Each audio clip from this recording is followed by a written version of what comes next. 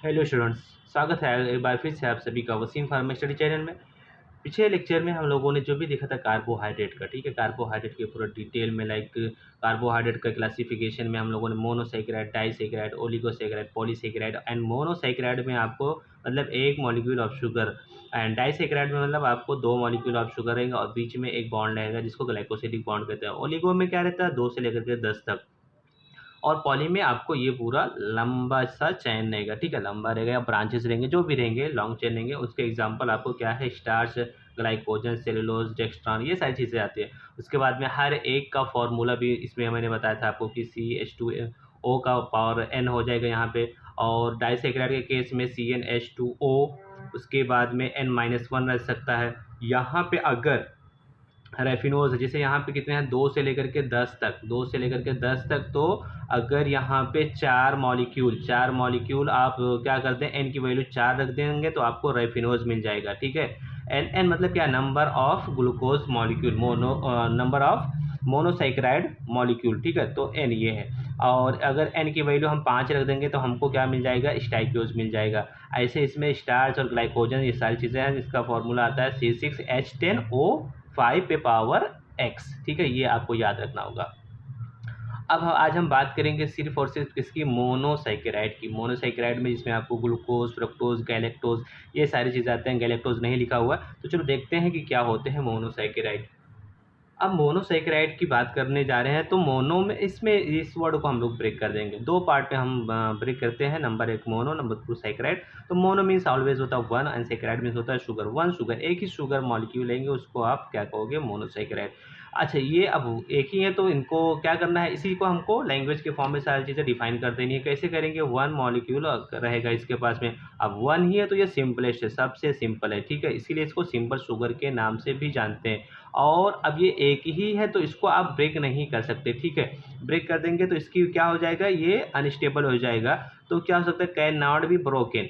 कब, simple hydrolysis process एक होता है, hydrolysis, hydro means water, water and lysis means break down, water के प्रेजेंस में इसको हम ब्रेक नहीं कर सकते, ठीक है, ये सिंपलेस्ट फार्मूला है इसका। और क्या कर सकते हैं, ये इसका फार्मूला ये आपको बता दिया आपको। इसको देखो, ये हमने बताया, इसको दूसरी तरीके से भी लिख सकते हैं, CnH2nOn, ठीक है। और इनके लास्ट में आपको ओज वर्ड मिल जाएगा, किसके, मोनोसैकेराइड के लास्ट में आपको ओज, जैसे ग्लूकोज, फ्रुक्टोज, गैलेक्टोज एंड माइनोज, ये सारी चीज़ें। अब depending upon the number of carbon atom, कितने यहाँ पे कार्बन एटम प्रेजेंट है, उनको हम क्लासीफाई कर सकते हैं। जैसे क्या कह सकते हैं, इनको हम डायोजेस कह सकते हैं, ट्रायोजेस कह सकते हैं, टेट्रोजेस, पेंटोजेस और हेक्सोजेस, ठीक है, ऐसा कह सकते हैं। अब इसमें ये डायोजेस नहीं पाया जाता है, उतना स्टेबल नहीं है, इसलिए नहीं पाया जाता है, और बाकी के सारी चीज़ें हैं। तो अब इनको अगर कार्बन नंबर 3 है तो इसको आप किस नाम से जानोगे, है ना। कार्बन नंबर 4 है तो इसको आप कैसे कहोगे, इसको क्या कहोगे। तो चलो देखते हैं इसके बारे में। तो क्या होता है, देखो, सबसे पहले ट्रायोजेस, ठीक है, ट्रायोजेस का दिया हुआ, ट्रायोजेस कंटेनिंग 3 कार्बन एटम। अगर इनके पास में 3 कार्बन एटम है तो इसको जैसे C6 हो जाएगा, C3H6O3 ये होगा, और इसको आप ग्लिसरॉल्डिहाइड कहोगे, ठीक है। टेट्रोजेस के केस में क्या होगा, कार्बन नंबर 4 आपको रखना है, तो क्या होगा, N की वैल्यू 4 रखेंगे तो यहाँ 8 हो जाएगा और O 4 हो जाएगा। इसको क्या बोलते हो आप, एरिथ्रोज बोलते हो, ठीक है। ऐसे पेंटोजेस के केस में आप क्या बोलोगे, पेंटोजेस के केस में आपको कार्बन नंबर 5 रखना, तो C5H10O5, इसको राइबोज शुगर, डीऑक्सीराइबोज, राइबोज आपको पता ना, DNA RNA शुगर, उसमें जो शुगर पाया जाता है उसकी बात कर रहा है। एंड ये देखो हेक्सोजेस, जो आपको हमेशा आप पढ़ते हो, ग्लूकोज, कार्बन नंबर 6 रखेंगे तो क्या हो जाएगा यहाँ पे, C6H12O6, तो इसको ग्लूकोज बोलते हो। तो इस तरीके से ये पूरा हमने मोनोसैकेराइड का देखा। अब आपको क्या पढ़ना है, इनके स्ट्रक्चर्स पढ़ने हैं, structures of glucose, structures of fructose, structures of galactose, तो वो देखेंगे अब, ठीक है। स्ट्रक्चर्स देखने से पहले हम लोग क्या करेंगे, सबसे पहले एक और देखेंगे कि इसमें क्या क्या हो सकते हैं। तो मोनोसैकेराइड जो भी होते हैं ना, उनके एक तो एक लीनियर चेन होता है, एकदम सिंगल बॉन्डेड की कार्बन की लंबी सी चेन होती है, ऊपर से नीचे तक की चेन होती है, तो लीनियर चेन होती है। और एक दूसरा क्या होता है, जो बैकबोन का फॉर्म करता है, बैकबोन मतलब रीढ़ की हड्डी जैसे होती है, जैसे मान लो आपके हमारे और पीछे बैक साइड में क्या होती है, रीढ़ की हड्डी है, और दाएं बाएं हमारे हाथ के बोन और लेग के बोन ऐसे लगे हुए हैं, तो ऐसे बैकबोन का काम करता है। और जो फंक्शनल ग्रुप रहेगा वो साइड साइड में या टॉप पे या इन बिटवीन भी आ सकता है। तो दो चीज़ें आप याद रखिएगा, मोनोसैकेराइड के केस में क्या क्या होते हैं, लीनियर चेन होता है, सिंगल बॉन्डेड रहेगा ज़्यादातर, और वो बैकबोन का काम करता है। और एक फंक्शनल ग्रुप रहेगा, ठीक है। अब वो जो हमने इसकी बात की फंक्शनल ग्रुप के कौन कौन से हो सकते हैं। फंक्शनल ग्रुप जैसे फॉर एग्जांपल CHO होगा और कीटोन, दो ही ग्रुप होते हैं, CHO और CO ग्रुप। तो CHO ऑलवेज क्या होता है, टर्मिनल एंड पे, मतलब कि मान लो ये ऐसे हो गया, ये पेंसिल है तो इस पेंसिल के यहाँ पे किनारे पे रहेगा या इसके पीछे के साइड में, बैक साइड में रहेगा, समझ में आ रहा है। बीच में CHO नहीं आएगा। और कीटोन ग्रुप क्या होता है, वो बीच में भी आ जाता है, ठीक है, वो मिडल पोर्शन में भी आ जाता है, ये कीटोन किनारे पे नहीं आएगा। तो यहाँ पे आपको एक स्ट्रक्चर दिख रहा है, 3 कार्बन की है, ये ट्राइओजेज है। ट्राइओजेज में अभी आपको पढ़ा के रखा हूँ। तो ट्राइओजेज में क्या 3 कार्बन है, तो यहाँ पे क्या हो गया देखो, CHO टॉप पे आया, किनारे पे आया, कीटोन कहाँ पे आया, बीच में आ रहा है ना। इसका नाम है ग्लिसरॉल्डिहाइड, इसका दूसरे का नाम क्या है, डाईहाइड्रोक्सी एसीटोन। तो ये होता है। अब वो मेन आ जाते हैं स्ट्रक्चर्स पे।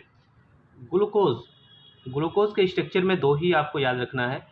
देखो, एक तो ये स्ट्रेट चेन वाली आपको बताया है ना, ग्लूकोज के स्ट्रक्चर में ये पूरा स्ट्रेट चेन, जिसको डी ग्लूकोज कहते हैं, ठीक है, डी ग्लूकोज।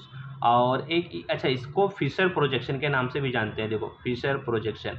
और एक क्या होता है, डी ग्लूकोज का ही इसको रिंग के फॉर्म में कन्वर्ट किया गया है, जिसको हावर्थ प्रोजेक्शन कहते हैं। अब जहाँ जहाँ पे कुछ नहीं लगा, मतलब यहाँ पे क्या होगा, हाइड्रोजन होगा, याद रखिएगा, हाइड्रोजन, यहाँ पे सारे पे हाइड्रोजन है, ठीक है।